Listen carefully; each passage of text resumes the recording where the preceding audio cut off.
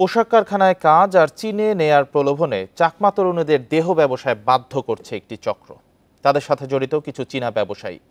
রাজধানীর অভিজাত এলাকায় বাসা ভাড়া নিয়ে তারা এই কাজ করছে, জানিয়েছে পুলিশ।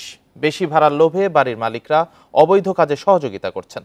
বাধ্যতামূলক হলেও ভাড়াটিয়ার তথ্য জমা দেন না থানায়। এখন জন্ম সনদ দিয়ে খোলো বিকাশ স্টুডেন্ট অ্যাকাউন্ট। নিজের বিকাশ নিজে কর।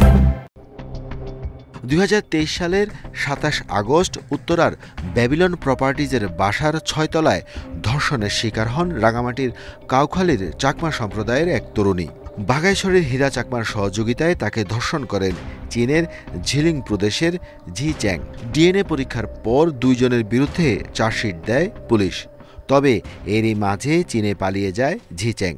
আগে ওই টাইমে আসতো, ওইটার রিপোর্ট ওইটার হওয়ার পরে ওই বসে ওইটা পুলিশই করছে, ভেরিফিকেশন করার পরে চলে গেছে এরপর আর কি।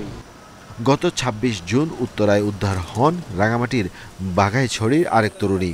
বিয়ে করে চীনে নেওয়ার কথা বলে তাকে আটকে রাখা হয়। এই ঘটনায় অভিযুক্ত পেনাংও একজন পোশাক ব্যবসায়ী।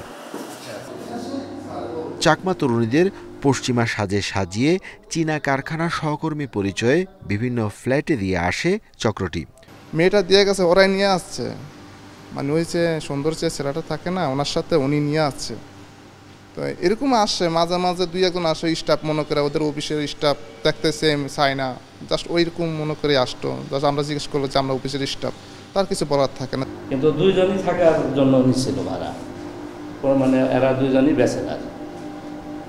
তো এখন ওই ফ্ল্যাট মালিকের সঙ্গে কিভাবে মানে হয়েছে এগ্রিমেন্ট আমি দেখি নাই।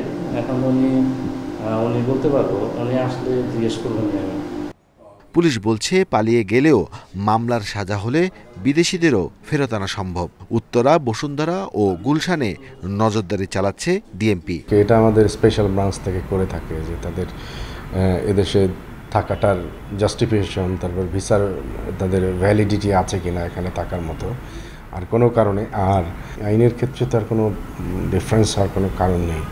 সেই অনুযায়ী তাদের ব্যবস্থা নেওয়া হবে। আর তাদের ব্যাপারে তো নিশ্চয়ই আমাদের রিপোর্ট নেওয়া হয়।